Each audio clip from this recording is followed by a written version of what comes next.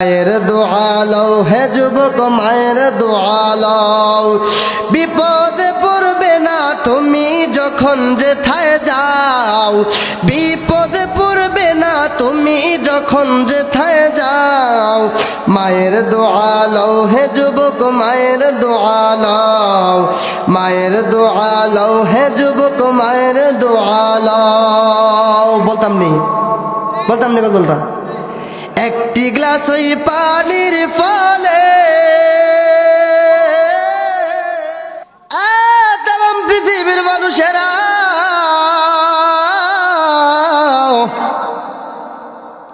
আমি আল্লাহর পরে যদি তোমার রব হিসাবে থাকে, আমি আল্লাহর পরে যদি তোমার গার্জিয়ান হিসাবে কেউ থাকে,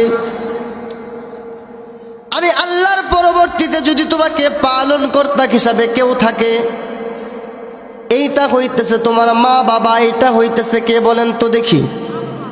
মা বাবা, জোরে কথা বলেন কে? মা বাবা।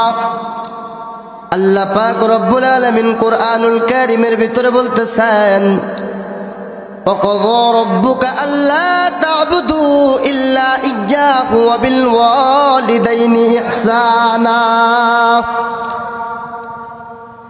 আল্লাহ পাক রব্বুল আলামিন ডাক দিয়ে বলতেছেন, তাম পৃথিবীর মানুষেরা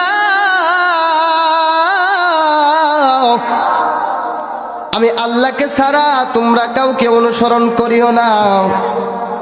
আমি আল্লাহকে ছাড়া তোমার রব হিসাবে কাউকে বানাইও না। আমি আল্লাহ ছাড়া তোমরা কাউকে তোমার উপাসনাকারী হিসাবে বানাইও না। আমি আল্লাহ ছাড়া কাউকে তোমরা এক কথায় সেজদা করিও না।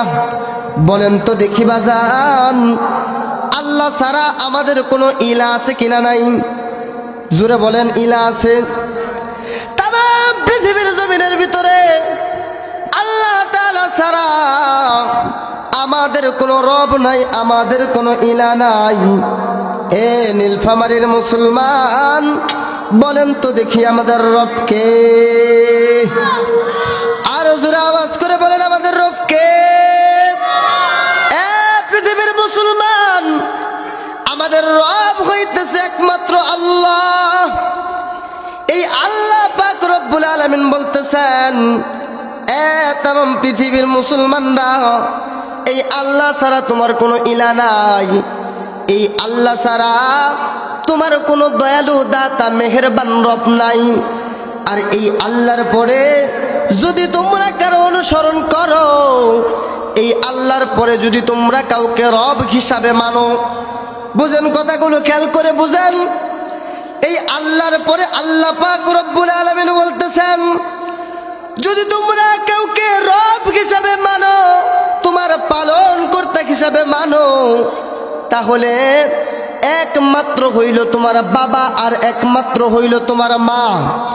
কারণ তাম পৃথিবীর জমিনের ভিতরে মা আর বাবা সন্তানের জন্য যেই পরিমাণ কষ্ট করে, তাম পৃথিবীর জমিনের ভিতরে এই পরিমাণ কষ্ট কেউ কোনোদিন করতে পারবে না। এই পরিমাণের কষ্টের অনুভব কেউ কোনোদিন করতে পারবে না। কথা ঠিক কিনা? বাজান রে, আমার কথাগুলো খেয়াল করে শুনেন বাজান। ও নীলফামারী সদরের ভাইরা, ও রংপুর বিভাগের মুসলমান, ওই দূর টঙ্গী গাজীপুর থেকে আসছি আপনাদেরকে কয়েকটা কথা শোনানোর জন্য। যুবক ভাই, দিলের কানটা লাগাইয়া তুমি শোনো রে যুবক, তোমাকে বলতেছি রে যুবক, তোমাকে বলতেছি, দেখনি নবীজির আশিক ওয়ালা হইয়া কবরে যাইতে পারো কিনা?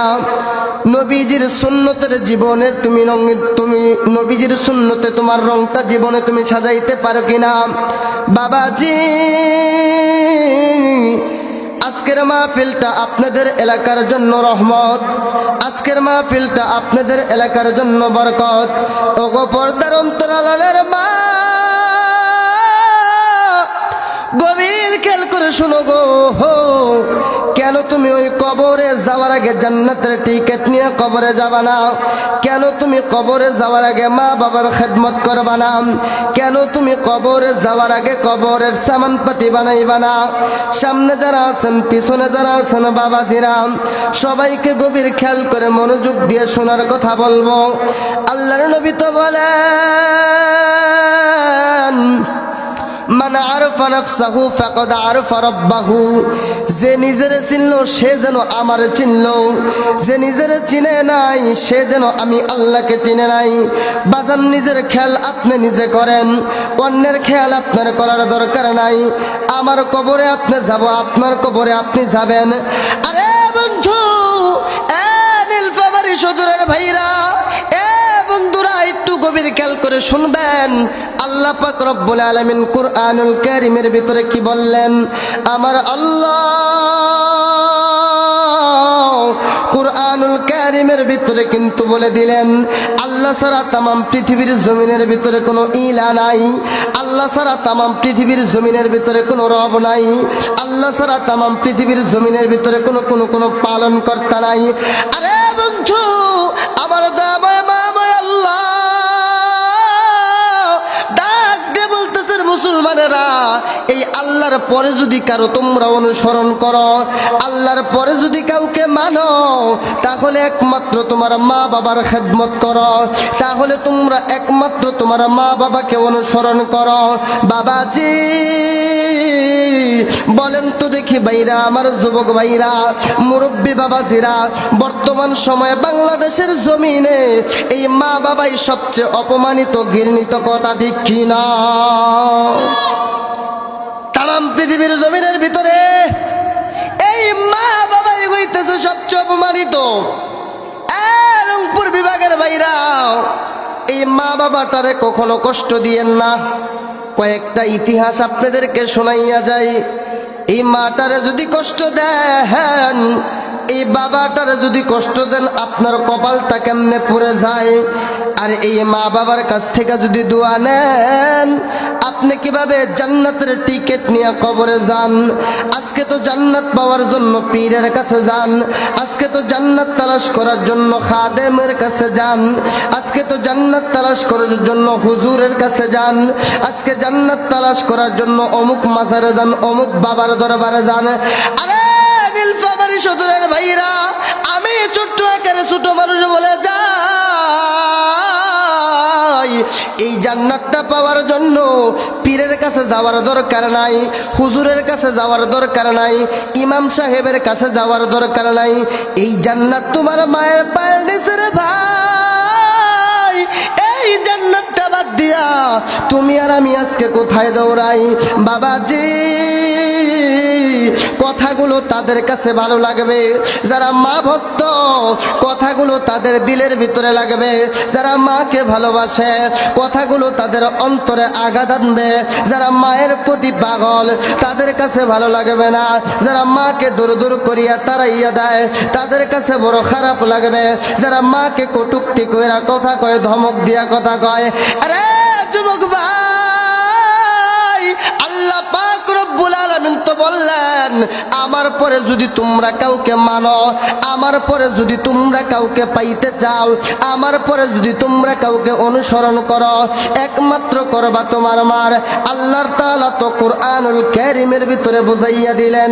দেখেন রে যুবক ভাই, এবার আল্লাহর নবী কত সুন্দর কইরা বুঝাইছেন। আল্লাহর নবী কি বলছেন? আল্লাহর নবী তো কোরআন দিয়া বলেন নাই, আল্লাহর নবী হাদিস দিয়া বলছেন। আল্লাহর নবী, বিশ্ব নবী জনাবে মুহাম্মদুর রাসূলুল্লাহ সাল্লাল্লাহু আলাইহি ওয়াসাল্লাম বলতেছেন, আল জান্নাতু তাহতা আকদামিল উম্মাহাত। এই মা বাবার পায়ের নিচে হইতেছে সন্তানের জান্নাত। জোরে কই সুবহানাল্লাহ। এই জান্নাত পাওয়ার দরকার আছে কিনা নাই? আছে কিনা নাই? এই ভাষা যারা দাঁড়ায় আছেন তাদের মনে যাওয়ার দরকার নাই। কথা কন না গেলে দরকার নাই। একটু মেহরবানি করে আসবেন, ছোট হলেও বাজান বাজান আর একটু বসবেন। যুবক, বসো, এদিক দেও তোমরা, বসো বাবা, বস।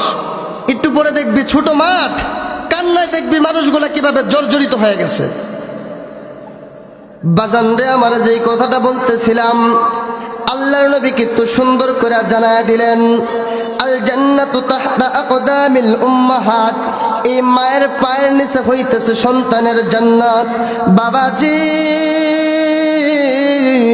দিলটা নরম করিয়া মাথাটা নিচের দিকে দিয়া একটু গভীর খেয়াল করিয়া শুনো, এই জান্নাত আমি আর আপনি কামাই করতে পারলাম কিনা, এই জান্নাতটা আমি আর আপনি দূর দূর করে ফালাই দিছি কিনা, আমি আর আপনি এই জান্নাতটা দূর দূর করে তাড়ায় দিছি কিনা।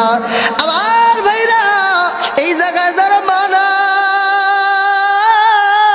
তার মতো তো বাগা কেউ নাই, এই জায়গা যারা বাবা নাই তার মতো অভাবী তামাম পৃথিবীর জমিনের ভিতরে কেউ না। বাবাজি দেখেন দেখেন দেখেন মার দুয়ার বরকতে কিভাবে নবীর সাথে জান্নাতে থাকে, আবার মার বরদুয়ার কারণে মৃত্যুর সময় কিন্তু কলমা নসিব হয় না। বাজান কিসা কাহিনী বলি না, সুন্দর করিয়া কয়েকটা মেসেজ আপনাদেরকে দিয়ে যাই। আল্লাহর নবীদের সামনে সাহাবায়ে কেরাম বসা, আপনারা যেইভাবে বয়ান শুনতেছেন আল্লাহর নবীজির সামনে এইভাবে সাহাবায়ে কেরাম বসে আছে। সাহাবীটার নাম হইল খলিফাতুল মুসলিমিন আমিরুল মুমিনিন হযরতে উমরে ফারুক রাদিয়াল্লাহু তাআলা আনহু হইতে হাদিস বর্ণিত। আল্লাহর নবীর সাহাবী খলিফাতুল মুসলিমিন আমিরুল মুমিনিন হযরতে উমরে ফারুক রাদিয়াল্লাহু তাআলা আনহু বলেন, আল্লাহর নবীজির সামনে একটা সাহাবী এসে প্রশ্ন করতেছেন, ডাক দিয়া বলতেছেন, নবী গো, ইয়া রাসূলুল্লাহ, ইয়া হাবিবাল্লাহ, ওগো পয়গম্বর, ওগো নবীজি, আমি তো যুদ্ধের ময়দানে যেতে চাই। আল্লাহর নবী ডাক দিয়া বললেন, সাহাবী রে, ঘরের ভিতরে তোমার মা আসেনি? সাহাবীটা ডাক দিয়া বলে, ইয়া রাসূলুল্লাহ, ইয়া হাবিবাল্লাহ, আমার ঘরের ভিতরে মা আছে। আল্লাহর নবী ডাক দিয়া বললেন, সাহাবী রে, তোমার যুদ্ধের ময়দানে যাবার দরকার নাই, আমি পয়গম্বর তোমাকে বলে দিলাম, তুমি তোমার মা বাবার খেদমত করো, তুমি তোমার মা বাবাকে অনুসরণ করো। আরে সাহাবী, যদি তুমি তোমার মা বাবাকে খেদমত করতে পারো, যদি তুমি তোমার মা বাবাকে অনুসরণ করতে পারো, সাহাবী রে, আমি বলে দিলাম, ওই যুদ্ধের ময়দানে যাওয়ার চাইতে তার চাইতে নাকি তুমি অর্জন করো। বাজরে কই সুবহানাল্লাহ। এবার ওই সাহাবীটা ডাক দিয়ে বলে, নবী গো, কার খেদমতটা আমি বেশি করব? আল্লাহর নবী ডাক দিয়ে বললেন, সাহাবী, প্রথম খেদমত বেশি করবা তোমার মার। আল্লাহর নবী আবার ডাক দিয়ে বললেন, এবার তারপর কার খেদমত বেশি করব? আল্লাহর নবী আবার ডাক দিয়ে বললেন, তোমার আমার। এবার সাহাবীটা আবার ডাক দিয়ে বলে, নবী গো, আমি তৃতীয়বার কার খেদমতটা বেশি করব? আল্লাহর নবী আবার বলতেছেন, তোমার আমার। চতুর্থবার আল্লাহর নবীজির সামনে ওই সাহাবীটা আবার ডাক দিয়ে বলে, নবীজি, আমি চতুর্থবার কার খেদমতটা বেশি করব? আল্লাহর নবী ডাক দিয়ে বললেন, চতুর্থবার খেদমত করবা তোমার বাবার। বাবাজি মোবাইল থাকলে অডিও রেকর্ড করে যান, ভিডিওর দরকার নাই। এই ওয়াজটা আপনার সন্তানকে শোনাইয়া দিবেন। দেখেন আল্লাহর নবী কেন এ জায়গায় তিনবার মার কথা বললেন, কেন এ জায়গায় একবার বাবার কথা বললেন। আমার রংপুর বিভাগের বাইরা আল্লাহর নবী বিশ্ব নবী জনাবে মুহাম্মদুর রাসূলুল্লাহ সাল্লাল্লাহু আলাইহি ওয়াসাল্লাম তিনবার কেন মার কথা বললেন, একবার কেন বাবার কথা বললেন? তাম পৃথিবীর জমিনে তিনটা কষ্ট মা যেই জায়গায় করে, তাম পৃথিবীর কোনো মানুষ এই তিন জায়গার অনুভব কিন্তু কোনোদিন করতে পারে না। বলেন করতে পারে নাকি? কোনোদিন কিন্তু করতে পারে না। আল্লাহর নবী কেন তিন জায়গার মার কথা বললেন, কেন এক জায়গায় বাবার কথা বললেন? বাজান শুনবেননি? হ্যাঁ বাজান, জুড়ে কথা বলেন, শুনবেননি? আমার যুবক ভাইরা, মুরব্বী বাবাজিরা, কথা বললেন, একবার কেন বাবার কথা বললেন? বাবাজি, 3 বার আমার কথা। প্রথম নাম্বার যে কথাটা হইল, আপনি আমার মা প্রথম যেই কষ্টটা করছে, আপনার আমি যখন কবরের ভিতরে ছিলাম, পেটের ভিতরে ছিলাম, মার পেটের ভিতরে, আপনি আমি যখন মার কবরের মতো অন্ধকার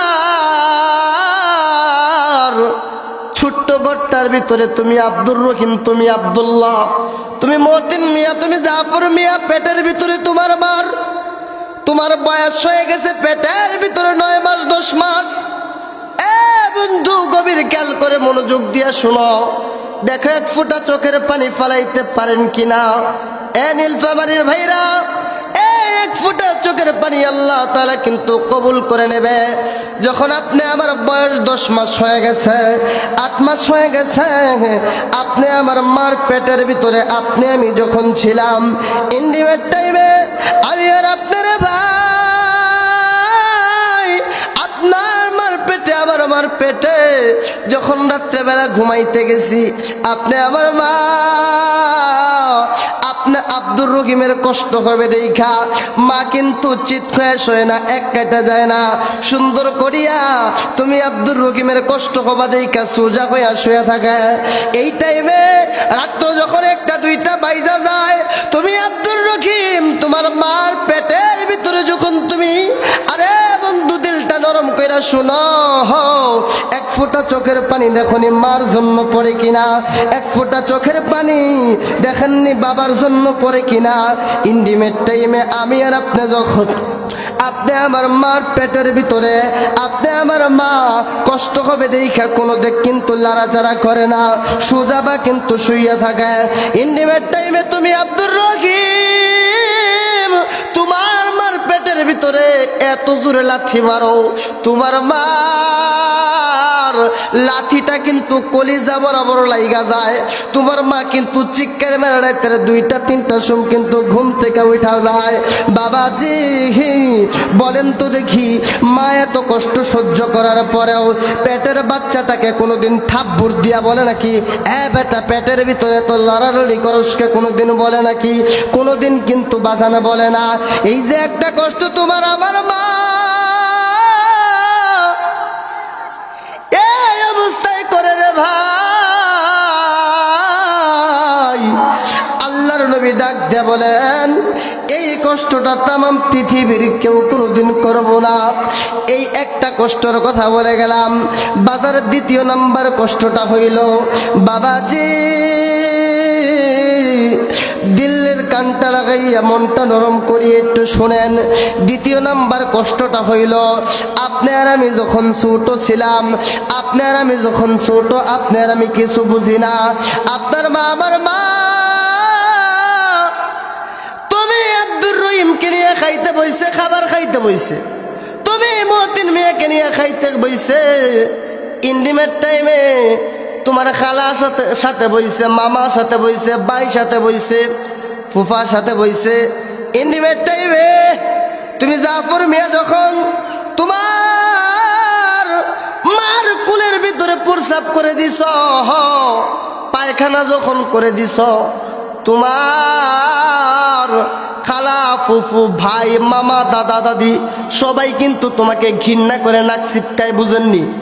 বলে এই টাইমে প্রসাব করার সময় হলে আর সময় পায় নাই। এবার তোমার মা আমার মা একই সময় খাইতে বলছে, তোমার আমার হাতের ভিতরে ভাত, 1 হাতের ভিতরে প্লেট, তুমি তোমার মার কুলের ভিতরে, তোমার আমার মা কোনোদিন কিন্তু ধাক্কা মেরা পালায় চলে যায় না, চলে যায়নি। এই কষ্টটা তাম পৃথিবীর জমিনের ভিতরে কোনো মানুষ কোনোদিন করবে না। 3য় নাম্বার যেই কষ্টটা হইল, বলেন তো দেখি, সন্তান 1000 অপরাধ করার পরেও মার কাছে কোনোদিন অপরাধী হয় নাকি সন্তান? বাবাজি, সন্তান হাজার অপরাধ করার পরেও মার কাছে কোনোদিন অপরাধী হয় না।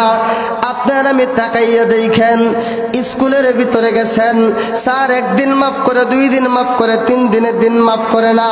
বন্ধুর কাছে যাবেন, একদিন বন্ধু সহযোগিতা করবে, 2 দিন সহযোগিতা করবে, 3 দিনের দিন সহযোগিতা করবে না।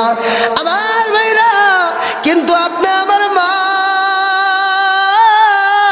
তাম পৃথিবীর জমিনের ভিতরে তুমি আব্দুর রহিমকে তোমার বাবা যখন ঘর থেকে তাড়ায় দিছে, তোমার বাবার কথা না শোনার কারণে তোমাকে যখন ঘর থেকে দূর দূর করে বাইর করে দিছে, তোমার মা ওই টাইমে তোমার সাথে যখন খন্ন অবস্থা হয়ে গেছে, তোমার মা ঘর থেকে তোমাকে বাইর করে দেওয়ার পরেও কিন্তু তাকাইয়া দেখবা দরজার এক কিনারার ভিতরে দাঁড়ায় দাঁড়ায় কিন্তু তোমার কথা ভাবতে থাকে, আমার সন্তানটা কোথায় আছে, আমার সন্তানটা কেমন আছে। রাত্র যখন 2টা 1টা বাজে যায়, তুমি আব্দুর রহিম যখন ঘরে প্রবেশ করো না, টিনের চালের ভিতরে একটা কাঁঠাল পাতা যখন তোমার আমার টিনের চালের ভিতরে পড়ে, ওই শব্দটা তোমার মার কানের ভিতরে যাওয়ার সাথে সাথে তোমার মা কিন্তু ডাক মারিয়া কয়, কে শুনে রে বাবা, কে শুনে রে বাবা। এই কষ্টটা তাম পৃথিবীর জমিনের ভিতরে কেউ কিন্তু কোনোদিন অনুভব করতে পারবে না, কেউ কিন্তু কল্পনাও করতে পারবে না। বাজান রে, এরই নাম হচ্ছে মা, এটাই হইতেছে মা। ও রংপুর বিভাগের নীলফামারীর ভাইরা, গভীরটা খেয়াল করে শুনেন, এই মাটারে যারা কষ্ট দিছেন, এই মাটারে যারা আঘাত দিছেন, তাদের কপালটা কিন্তু পড়ে গেছে। আজ থেকে শপথ নেন, এই মাটারে বাবাটারে কোনোদিন কিন্তু কষ্ট দিবেন না। আমি এ জায়গায় দেখতে চাই কার কার মা নাই, একটু হাতটা মেখের বানিয়ে আগাবেন। আমি দেখতে চাই রে ভাই, কার কার মা নাই। আরে বন্ধু, এবার দেখতে চাই কার কার বাবা নেই, মেঘের বাণী করে হাতটা আগান। কার কার বাবা নেই ময়দানের ভিতরে। আহারে বন্ধু, অনেকের বাবা নেই, অনেকের মা নাই। আমি এখন দেখতে চাই কার কার মা বাবা আছে। মাশাআল্লাহ মাশাআল্লাহ, আজকে দোয়া কবুল হবে। আল্লাহ এই মাহফিলকে, এই মা বাবার দোয়ার কবুল করে না, জোরে কোন আমিন। আমার ভাইরাম, এই মা বাবার কাছ থেকে সব সময় দোয়া নেবেন। দেখেন মা বাবার কাছ থেকে দোয়া নিলে কি পরিমাণের লাভ। আল্লাহর একজন পয়গম্বর ছিলেন, যার নাম ছিল পয়গম্বরে মুসা। নাম কি? পয়গম্বরে মুসা। জোরে বলেন নাম কি? পয়গম্বরে মুসা। মুসা নবী এমন একটা নবী ছিল যে নবী আল্লাহর সাথে কথা বলতে পারত। মুসা ছিলেন কালিমুল্লাহ। কালিমুল্লাহ শব্দের অর্থ হচ্ছে যিনি আল্লাহর সাথে সরাসরি কথা বলতে পারতেন, কথা বলার শক্তি ছিলেন। আল্লাহর নবী পয়গম্বরে মুসা আল্লাহর কাছে ডাক দেয়া বলে, আল্লাহ আপনি তো আমাকে জান্নাতে দিবেন, আমি তো জান্নাতি হব। আল্লাহ গো, এই জান্নাতের ভিতরে আমি মুসার সাথে কে থাকবে? কে প্রশ্ন করছেন? পয়গম্বরে মুসা আল্লাহর নবী আল্লাহর কাছে প্রশ্ন করে বলতেছেন, আল্লাহ আপনি তো আমাকে জান্নাতে দিবেন, আমি তো জান্নাতি হব, আমি তো জানি। আল্লাহ গো, আমার জানতে মন চাইছে এই জান্নাতের ভিতরে আমি মুসা কার সাথে থাকবো, এই লোকটাকে আমার একটু দেখায় দেন। মুসা নবী তো ছিলেন কালিমুল্লাহ, যিনি আল্লাহর সাথে কথা বলতে পারতেন।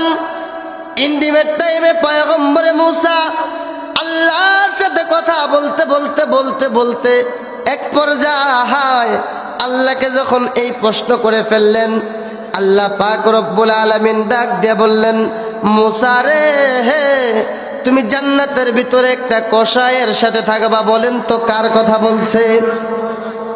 জোরে বলেন।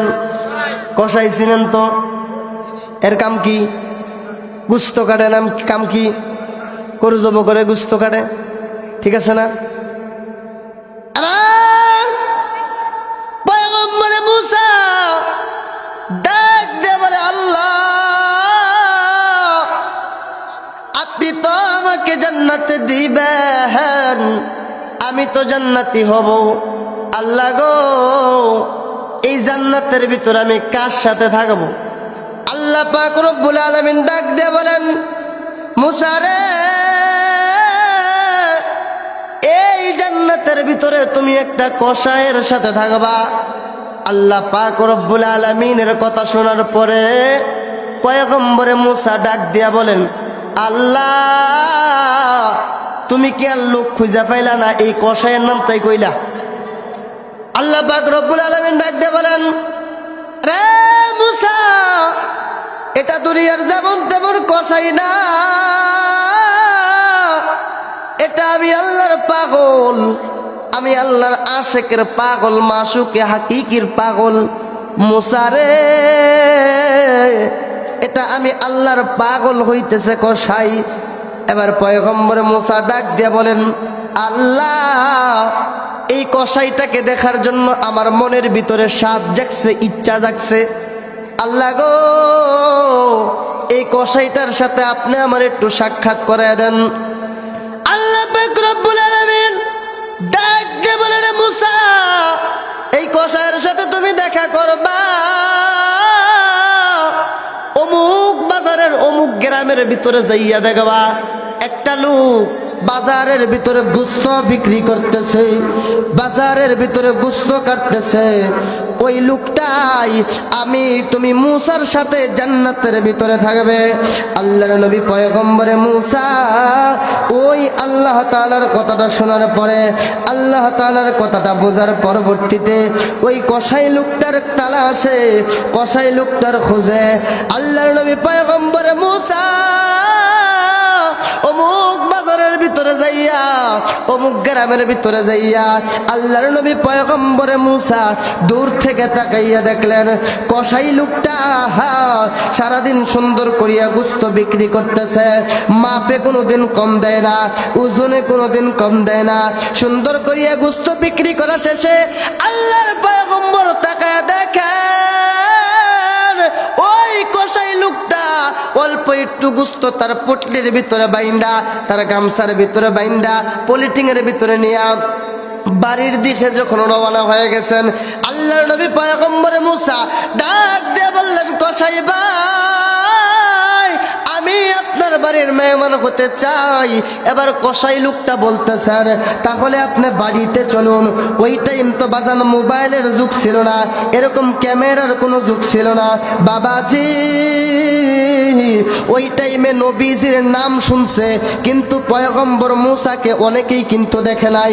ওই কসাইটা কিন্তু পয়গম্বরকে চিনে নাই, পয়গম্বরকে চিনতে পারে নাই, পয়গম্বরকে খেয়াল করে নাই। এন্ডিমেট টাইমে এবার ওই কসাই লোকটা ডাক দিয়ে বলে, পথিক ভাই, ও হুজুর, আপনাকে তো বড় আলেমের মতো দেখা যায়, বড় হুজুর হুজুর দেখা যায়। হুজুর গো, আপনি আমার বাড়িতে চলুন। এবার কসাই লোকটার সাথে পয়গম্বর মুসা যখন কসাইয়ের বাড়িতে গেল, কসাইয়ের বাড়িতে যাওয়ার পরে তাকাইয়া দেখতেছেন আল্লাহর নবী পয়গম্বরে মুসা। ও রংপুর বিভাগের নীলফামারীর বাইরা, ও বন্ধু, গভীর খেয়াল করিয়া মনোযোগ দিয়ে কয়েকটা কথা শোনো। দেখো আজকের ময়দানটা আল্লাহ কবুল করবে। দেখো না মায়ের দুয়ার বরকতে জান্নাতের ভিতরে কসাই খাওয়ার পরেও কিভাবে মুসা নবীর সাথে থাকে। আমি এই ঘটনার দ্বারা বুঝাইব, যারা মাটারে কষ্ট দাও, যারা কিনা বাবাটারে কষ্ট দাও, দেখো তোমার কপালটা কেমনে পড়ে গেছে। আর যারা মাকে ভালোবাসো, আর যারা মাকে মহব্বত করো, আর যারা মাকে অন্তর দিয়া ভালোবাসো, মহব্বত করো, তাদের জন্য খুশির সুসংবাদ বাবাজি। এবার পয়গম্বরে মুসা নজর করে তাকায় দেখলেন কসাই লোকটা আল্লাহর নবী পয়গম্বর মুসাকে ঘরের বারান্দায় এক কোনায় বসতে দিয়া আল্লাহর নবী পয়গম্বর মুসা নজর করে তাকায় দেখতেছেন ওই কসাই লোকটা একটা ঘরের ভিতরে প্রবেশ করলেন। ঘরের ভিতরে কাপড় নষ্ট করে একটা মহিলা, যেই মহিলার কাপড়ের ভিতরে প্রস্রাব লাগানো, যেই মহিলার কাপড়ের ভিতরে পায়খানা লাগানো, ঘরটা বড় অগুছালো এলোমেলো অবস্থা। এবার পয়গম্বরে মুসা তাকাইয়া দেখতেছেন ওই কসাই লোকটা, কোন কসাই, গুস্ত বিক্রেতার কসাইটা, ওই কসাই লোকটা তার মাটাকে সুন্দর করিয়া কোলে কইরা ওই ময়লা কাপড়গুলোকে সুন্দর করিয়া পরিষ্কার কইরা, জায়গাটুকু সুন্দর করিয়া পরিষ্কার কইরা নতুন কাপড় পরিধান করাইয়া ওই অল্প একটু গুস্ত যখন চুলার ভিতরে পাক করতেছে, চুলার ভিতরে পাক করার পরবর্তীতে আল্লাহর নবী পয়গম্বর মুসা তখনও খালি তাকায়া দেখতেছেন, কোনো কিছু কিন্তু বলতেছেন না। এবার ওই কসাই লোকটা এবার বন্ধু তার মার সামনে যখন খানার প্লেটটা সুন্দর করিয়া অল্প একটু গুস্ত লইয়া মার সামনে যাইয়া যখন গুস্তের টুকরা গুলো ছিঁড়িয়া ছোট ছোট লঙ্কা বানাইয়া মার মুখের ভিতরে যখন তুলে দিতেছেন, তার মা যেন গুনগুন কইরা কি যেন দোয়া করতেছেন আল্লাহ তাআলার কাছে। খাবার শেষ হয়ে গেছে, ইন্ডিমের টাইমে পয়গম্বর মুসা বারান্দায় বসা, কসাই লোকটা আসিয়া ডাক দেয়া বলে, ও পথিক ভাই, আপনাকে অনেকক্ষণ সময় বসায় রাখছি, আপনি বলেন তো দেখি কোথায় থেকে আসছেন, কিসের জন্য আসছেন? এবার পয়গম্বর মুসা ডাক দেয়া বলে, কসাই রে, ওই ঘরের ভিতরে কাপড় নষ্ট করা মহিলাটাকে। কসাই লোকটা ডাক দিয়া বলে, পথিক ভাই, এইটা হইতেছে আমার মা। বলে, কাপড় নষ্ট করা মহিলাটা তোমার মা? বলে, হ্যাঁ, এটা হইতেছে আমার মা। বলে, আমি যে তাকাইয়া দেখলাম তুমি তোমার মাকে যখন খাবার খাওয়াই দিতেছিলা, তোমার মা গুনগুন করিয়া কি দোয়া করতেছিল। এবার আল্লাহর নবী পয়গম্বর মুসা বলার পর, আল্লাহর নবী বলার পরবর্তীতে কসাই লোকটা ডাক দিয়ে বলতেছেন, আল্লাহর নবী গো, প্রতিদিন যখন আমি আমার মাকে এই সুন্দর কোমল হাতে যখন গোস্তগুলো চিরা খাওয়ায় দেই, আমার মা অবুজের মতো পাগলের মতো কেমন জানি দোয়া করে আল্লাহর কাছে ডাক দিয়া বলে, আল্লাহ, আমার স্বামী মারা যাওয়ার পরবর্তীতে এই সন্তানটা আমার দেখাশোনা করতেছে, আমার রক্ষণাবেক্ষণ হয়ে গেছে। আল্লাহ গো, আমি মা হইয়া তাকে কোনো কিছু দিতে পারলাম না। আল্লাহ, আমি মা হইয়া কোনো কিছুই দিতে পারলাম না, আমি মা হইয়া শুধু দোয়া করলাম। আল্লাহ, আমি শুনছি এই জামানার সবচেয়ে বড় বুজুর্গ, এই জামানার সবচেয়ে বড় নবী হইল পয়গম্বরে মুসা। আল্লাহ, আমি শুনছি গো, মার দোয়া নাকি আরশের ভিতরে কবুল হয়ে যায়।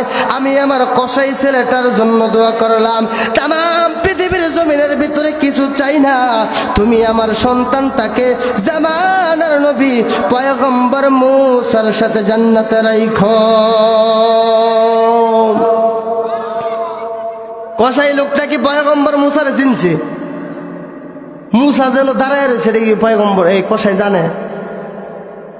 আবার কসাই লোকটা ডাক দিয়ে বলতেছেন, পথিক ভাই, আপনি বলেন তো দেখি কোথায় জামানার নবী পয়গম্বরে মুসা আর কোথায় আমি গুনাহগার কসাই? এই দোয়া কোনোদিন কবুল হইবনি। কিন্তু আল্লাহর নবী পয়গম্বরে মুসা ডাক দিয়ে বলে, কসাই রে, তোর মার দোয়া কবুল হয়ে গেছে, চিন্তা করার কোনো কারণ নাই, টেনশন করার কোনো কারণ নাই। আমি হইলাম এ জামানার নবী পয়গম্বরে মুসা। জোরে কই সুবহানাল্লাহ। মায়ের দোয়া লও হে যুবক, মায়ের দোয়া লও, মায়ের দোয়া লও হে যুবক, মায়ের দোয়া লও। বিপদে পড়বে না তুমি যখন যেথায় যাও, বিপদে পড়বে না তুমি যখন যেথায় যাও। মায়ের দোয়া লও হে যুবক, মায়ের দোয়া লও, মায়ের দোয়া লও হে যুবক, মায়ের দোয়া লও। বলতাম নি গজলটা। একটি গ্লাস ওই পানির ফলে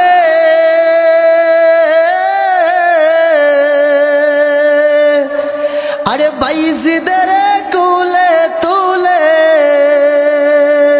আলে হাত তুলে মা বলে বাইজিদকে ওলি বানাও, হাত তুলে মা বলে ভাইজিদকে বলি বানাও, মায়ের দোয়া লাও হে যুবক মায়ের দোয়া লাও, মায়ের দোয়া লাও হে যুবক মায়ের দোয়া লাও। মায়ে যদি দোয়া করে আরে দয়ার আল্লাহ কবুল করে, আরে সেই দোয়াটা কবুল হয় যে ফল দেখিতে পাও, সেই দোয়াটা কবুল হয় যে ফল দেখিতে পাও। মায়ের দোয়া লও হে যুবক মায়ের দোয়া লও, মায়ের দোয়া লও হে যুবক মায়ের দোয়া লও। এ মায়ের দোয়ার বরকত আছে কিনা নাই? মুসলমান জোরে বলেন মায়ের দোয়ার দরকার আছে কিনা নাই? আর জোরে বলেন আছে কিনা নাই?